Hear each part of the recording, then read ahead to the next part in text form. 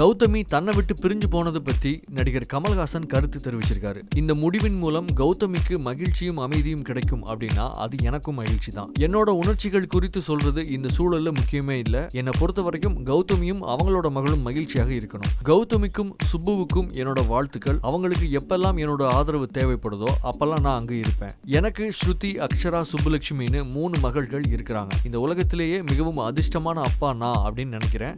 இப்படியாக கௌதமி பிரிந்து போன விவகாரம் குறித்து நடிகர் கமல்ஹாசன் கருத்து தெரிவிச்சிருக்காரு. இதே போல தன்னோட முடிவு குறித்து கருத்து தெரிவிச்சிருக்கிற கௌதமி, இந்த முடிவு பல நாட்கள் யோசிச்சு எடுக்கப்பட்ட முடிவு. நாங்க ஒன்றும் சிறு குழந்தைகள் இல்ல. காலத்துக்கேற்ப மாற்றங்களும் இருக்கும். எதுவுமே சரி வரல அப்படின்னா கடினமான சில முடிவுகளை ஒத்துக்கிட்டு தான் ஆகணும் அப்படின்னு சொல்லியிருக்காங்க. நான் என்ன சொன்னாலும் வேற ஏதாவது தலைப்பு அவங்க போட்டுறாங்க, அதான் பயமா இருக்கு. ரஜினி சார் ஆரம்ப கால படங்கள் பார்த்தீங்கன்னாக்க ஃபாஸ்ட்டாக பேசியிருப்பார். ரீவடப்பட நீங்கள் வேணா போங்க, நான் வரலைங்கிறாராம்.